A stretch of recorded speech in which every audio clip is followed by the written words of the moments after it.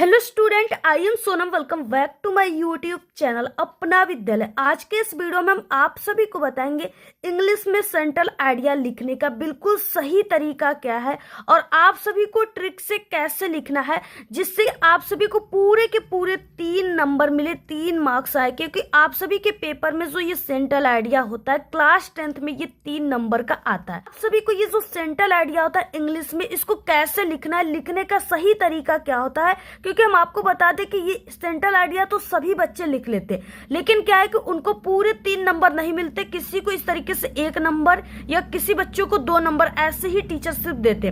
और 3 नंबर पूरे किसको मिलते हैं? जो टॉपर बच्चे, जिनको लिखने की सही ढंग और सही तरीका सेंट्रल आइडिया पता है, उन्हीं को सिर्फ मिलता है। ठीक है, तो यहाँ पे हम आप सभी को ऐसा तरीका बताने वाले हैं जिससे कि आप सभी को पूरे के पूरे 3 नंबर मिले, यानी टॉपर की असली तरीका।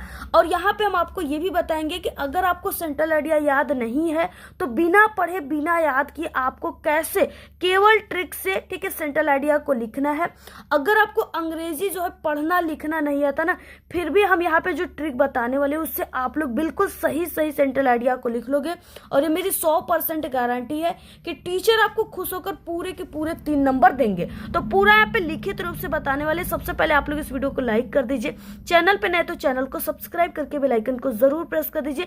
इसको देखिए, सबसे पहले कि आप सभी के पेपर में किस तरीके से ये सेंट्रल आइडिया वाला क्वेश्चन आता है और किस नंबर पे होता है। तो ये 8वां नंबर है जिसमें होता है कि right the central idea of any one of the following poems in about, ठीक है, 40 to 50 वर्ड से। और ये 3 नंबर का है, यानी आपको यहाँ पे 3 दिया रहेगा इस तरीके से सेंट्रल आइडिया, जिसमें से कोई एक के बारे में लिखना है और आपको 40 से 50 शब्दों में लिखनी है। ठीक है, और क्या है कि ये 3 नंबर का टोटल आपके क्लास 10th में आता है।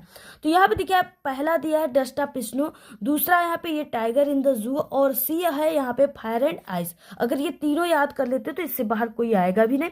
अब आपको देखिए लिखना कैसे है। ठीक है, सबसे पहले कि आपको टॉपर की तरह कैसे लिखनी है, और दूसरी बात कि आप सभी को यानी कि बिना कुछ पढ़े बिना याद के कैसे लिखनी है, ये दोनों तरीका इस वीडियो में हम आपको बताएंगे। तो सबसे पहले यानी कि सेंट्रल आइडिया लिखने से पहले आपको क्वेश्चन नंबर डालना है, और क्वेश्चन नंबर 8वां है। तो इंग्लिश में जो आपको क्वेश्चन नंबर डालना होता है वो होता है कि आंसर टू क्वेश्चन नंबर 8, या तो आप लोग आंसर 8 ऐसे भी लिख सकते हो। ठीक है, तो आपको सबसे पहले यही चीजें लिखनी, क्योंकि इसको सबसे ज्यादा टीचर फोकस करते हैं। अगर नंबर ही आपको नहीं डालने आएगा यानी क्वेश्चन का, तो आपको टीचर देखेंगे आपकी कॉपी को तो समझ जाएंगे, तब इसका मतलब कि इनको कुछ भी नहीं आ रहा है। इसलिए आपको जो क्वेश्चन नंबर है उसको थोड़ा परफेक्ट तरीके से, टॉपर की तरीके से डालना है, लिखना है। तो यहाँ पे देखिए लिखना है आपको, काले पेन से यहाँ से स्टार्ट करना है, आंसर टू क्वेश्चन नंबर 8।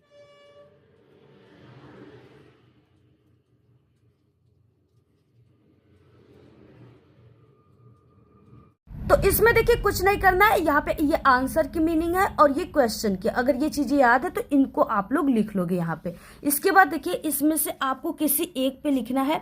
तो जैसे यहाँ पे डस्ट ऑफ स्नो है, ये इंपॉर्टेंट है, इसी पर हम आपको लिख कर बताएंगे कैसे आपको लिखना है। तो सबसे पहले कि यहाँ से देखकर बिल्कुल सही सही ब्लैक पेन या ब्लैक स्केच से क्या करना है, यहाँ पे ये जो डस्ट ऑफ स्नो दिया है ना, इसको आपको यहाँ पे लिख देना है, यानी एक लाइन की गैप देकर इसके बिल्कुल बीचों बीच में यहाँ पे क्या लिखना है, डस्ट ऑफ स्नो। ठीक है, तो आप सभी लोग यहाँ पे लिख लीजिएगा जैसे हम आपको यहाँ पे लिखकर बता रहे हैं।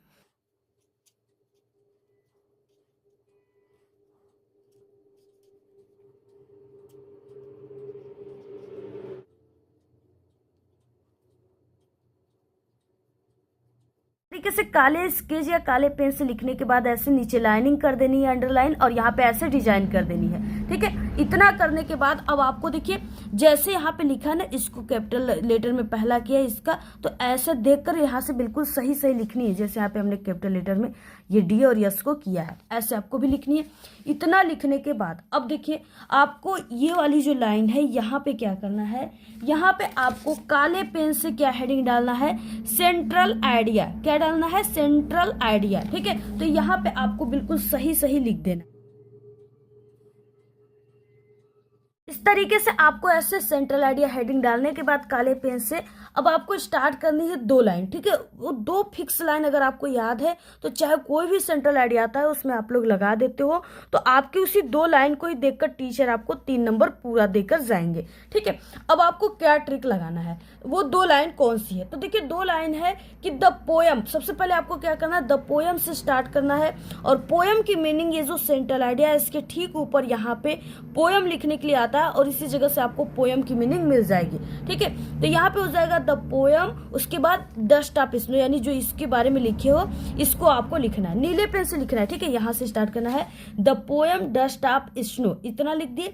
उसके बाद आपको लिखना है हैज बीन कंपोज्ड बाई, अगर आपको यानी कि जो पोएट उनका नाम नहीं याद है तो बस लिख देना है कंपोज्ड बाई और उसके बाद फुल स्टॉप देना है। उसके बाद लिखना है दिस, यानी in this poem the poet has described about natural beauty, ठीक है। यानी कोई भी जो पोएट होते हैं ना वो प्रकृति के बारे में ही ज्यादातर लिखते हैं, तो आपको बस कहाँ तक लिखना है, डिस्क्राइब अबाउट नेचुरल ब्यूटी, यहाँ तक आपको लिखनी है।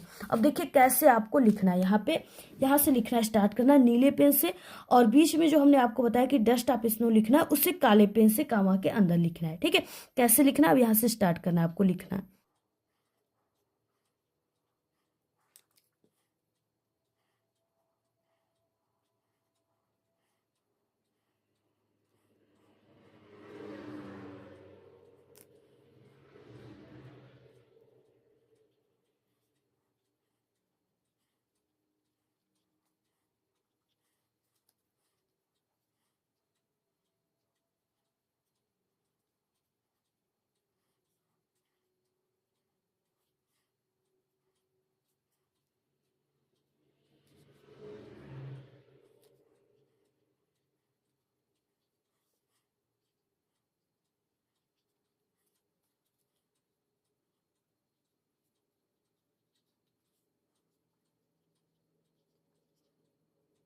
तरीके से, यानी अगर आप सभी को कोई भी सेंट्रल आइडिया नहीं आता है तो ये सभी तरीका तो आपको पेपर से ही ये सभी चीजें देखकर सही सही लिख लेनी है ये सब। उसके बाद देखिए यहाँ से आपको लिखना है द पोयम, उसके बाद ये डस्ट ऑफ स्नो, यहाँ से मीनिंग देखकर सही सही लिख दो काले पेन से और ऐसे कामा के अंदर करना है, ठीक है।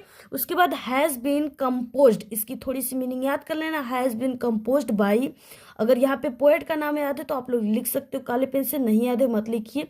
उसके बाद इन दिस पोयम ऐसे लिखना है, in this poem the poet has described about natural beauty, ठीक है। तो इतना आपको लिखना है और ये दोनों लाइंस चाहे कोई भी सेंट्रल आइडिया आ गया, सबसे पहले ये 2 लाइन से ही आपको स्टार्ट करना है, क्योंकि जो एग्जामिनर होते हैं इसी 2 लाइन को ही सिर्फ फोकस करते हैं और ये तरीका को देखते हैं। अगर ये सभी तरीका बिल्कुल परफेक्ट है और ये 2 लाइन का यूज किए हो तो बस वो 2 लाइन को पढ़ते, बाकी आगे क्या लिखे हो वो कभी भी नहीं पढ़ते, क्योंकि वो जितनी कॉपी चेक करेंगे उनको उतने पैसे मिलते, लाखों कॉपियां चेक करनी होती है एक जो है टीचर को, ठीक है। तो वो एक एक वर्ड को ऐसे नहीं पढ़ते, सिर्फ ये 2 लाइन को देखेंगे और सबसे खास कि ये तरीका देखेंगे और ये चीजें देखेंगे कि इन्होंने ऐसे कामा के अंदर लिखा, बस इसी जगह आप सभी को तुरंत 3 नंबर दे देंगे, ठीक है। तो इस तरीके से देखिए आपको यहाँ तक यानी पूरा, अगर कुछ नहीं याद है, कुछ भी आपको बिना पढ़े लिखना है तो ये 2 लाइन बस याद कर लो और ये आपके पेपर से ही सभी शब्द लिखे गए हैं।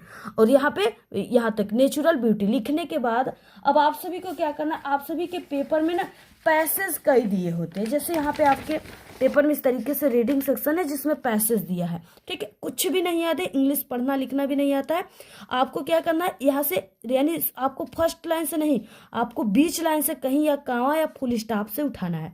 जैसे यहाँ से हो गया ना, ही से लेकर के यहाँ तक पूरा एक आपको लास्ट लाइन यहाँ तक, यहाँ से उठाकर यहाँ तक, या तो आप सभी लोग यहाँ से उठा करके यहाँ तक पूरा जो है ये 3 लाइन जो है, इसके इतना लिखने के बाद आपको ये 3 लाइन इस तरीके से ऐसे नीले पेन से लिख देना है।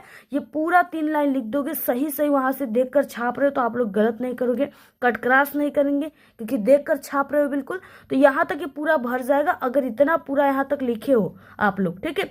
यानी ये टोटल आपका आधे पेज से थोड़ा सा अधिक लिखे हो यहाँ तक, तो आपको पूरा यहाँ पे जो है 3 नंबर टीचर दे देते। अगर वो नंबर काट भी लेते हैं तो सिर्फ 1 नंबर काटेंगे, बाकी 2 नंबर आपको जरूर दे देंगे। ठीक है, तो यानी बिना कुछ पढ़े इस ट्रिक से आप लोग लिख सकते हो। बाकी अगर आप लोग टॉपर के असली तरीका जानना चाहते हो पूरे इस सेंट्रल आइडिया को, अगर आप लोग के पेपर में जरूर आएगा, तो लिखना तरीका सीखना चाहते हो, अब देखिए आपको लिखना कैसे है। अब देखिए टॉपर की तरीका क्या है लिखने का। ये सभी तरीका तो टॉपर भी यूज करते हैं, और जिसको नहीं पढ़ने आ रहा है, याद नहीं है, वो भी इस तरीके का यूज करेंगे। अब यहाँ कि the poet was sad mood, यानी जो पोएट है कभी वो सैड मूड यानी कि उदास मूड में बैठा हुआ है। और इसके बाद देखिए यहाँ से आप सभी को लिखनी है कि यहाँ पे हो जाएगा कि it had been snowing soon a crow came. ठीक है, उसके बाद क्या हुआ कि वहां वो हेमलॉक ट्री के नीचे बैठा था और उस पे आकर एक कौवा, हो जाएगा it struck the dust of snow on the poet. अब यहाँ पे देखिए आप सभी को क्या लिखना है कि उसके कवि के ऊपर बर्फ की धूल का जो यानी बारीक कण होता है उसको झाड़ने लगा कौवा। इसके बाद दिस चेंज्ड हिज मूड, यानी इसके बाद जब झाड़ने लगा तो जो कवि है उनके मूड जो है वो चेंज हो गया। ठीक है, बदल गया। अब क्या है कि अब यहाँ से देखिए आप सभी को लिखना है, यहाँ से हो जाएगा कि यानी कि it represent a moment that some simple but has large significance. ठीक है, लार्ज सिग्निफिकेंस हो जाएगा, यानी इसका अर्थ जो हो जाएगा वो हो जाएगा कि ये एक ऐसे क्षण को दर्शाता है जो साधारण है लेकिन उसका महत्व बहुत बड़ा है। ये चीजें लिखनी है। उसके बाद देखिए यहाँ पे हो जाएगा कि इन आवर लाइफ, ठीक है, यहाँ पे हो जाएगा कि वी फेस बोथ सो यानी कि सारो and happiness, everyone should be hopeful for, यहाँ पे हो जाएगा फॉर बेटरमेंट। ठीक है, यानी कि यहाँ पे क्या हो जाएगा कि हमारे जीवन में हम दुख और सुख दोनों का सामना करते हैं, हर किसी को जो है बेहतरीन के लिए आशावादी होना चाहिए। इस तरीके से आपको लिखना है। ये टॉपर की तरीका, अगर ऐसे लिखते हो और इतना ही लिखना है, सिर्फ ज्यादा पेज नहीं लिखना है कि आपको 1 से 1.5 पेज में लिखना पड़े, बस ये 3 नंबर का बस इतना ही लिखना है। और ऐसे ही लिखना आपको, यहाँ पे काले पेन से पाठ का नाम जो है उसको लिख देना है, और जो पोएट है कवि उनके नाम को ऐसे काले पेन से कामा के अंदर जैसे लिखा वैसे हम आपको लिखनी है। पूरे 3 नंबर आपको मिल जाएंगे, आधे नंबर भी नहीं कटेंगे। ठीक है, तो इस तरीके से लिखनी, पूरी स्क्रीनशॉट ले लीजिए। आपको वीडियो कैसा लगा अच्छी अच्छी प्यारी प्यारी कमेंट कीजिए। बाकी इंग्लिश के पेपर में आने वाले सभी टॉपिक के ऐसे पर्सनल वीडियो चैनल पे बनी हुई है। पास होने की ट्रिक है, वायरल पेपर, बोर्ड के कॉपी कैसे लिखे इंग्लिश में, सभी वीडियो चैनल पे आ चुकी। जल्दी से आप लोग 1 मिनट के लिए देखो, लेकिन उस वीडियो को जरूर देख लो, वो आपके एग्जाम के लिए बहुत हेल्पफुल होगा। वीडियो को ज्यादा से ज्यादा शेयर कीजिए, अच्छी अच्छी प्यारी प्यारी कमेंट कीजिए। धन्यवाद।